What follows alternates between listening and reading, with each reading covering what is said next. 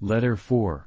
Plato greets Dion of Syracuse. I believe that my interest in the deeds accomplished has never ceased to be evident, as well as the great endeavor I had in ensuring they were successfully carried out, guided by no other motive than my zeal for noble enterprises.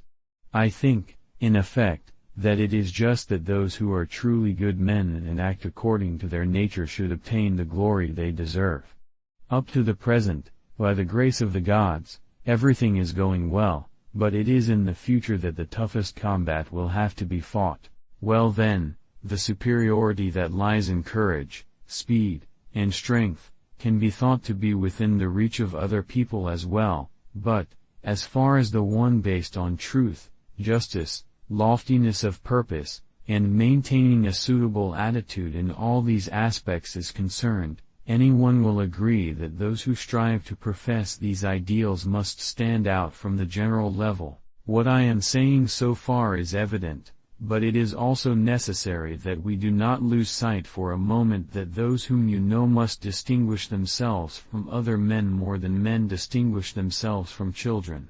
It is necessary, therefore, that it appears in the sight of all that we are as we claim to be, especially considering that, by the grace of the gods, this will be easy. Indeed, others find themselves having to travel 1,000 places if they are to make themselves known, and yet the circumstances that surround you today are such that the inhabitants of the entire world, even if this is speaking too boldly, have their eyes fixed on a single place, and within that place, primarily on you. Convinced, then, that you are the target of everyone's attention, strive to eclipse the glories of the famous Lycurgus, of Cyrus, of all those who at any time have distinguished themselves in the opinion of others by their character and politics, especially considering that many people, and generally everyone here, say that there is a high probability that if Dionysius were to fall, everything would collapse because of your ambition and that of Heraclides,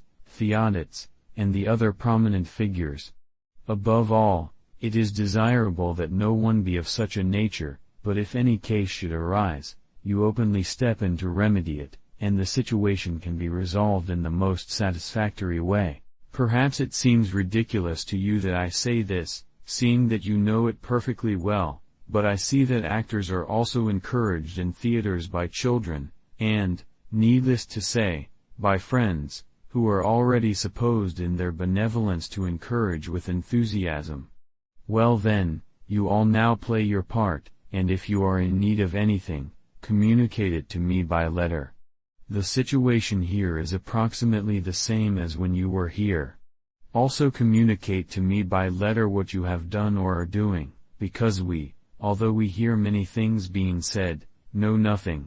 Letters from Theodotes and Heraclides have just arrived in Lacedaemon and Aegina, but we, I repeat, although we hear 1,000 rumors about what is happening there, we know nothing for sure. Also bear in mind that some people think you are less affable than is appropriate. Do not forget that pleasing people is the means to achieve everything, while haughtiness has solitude as its companion. Good luck.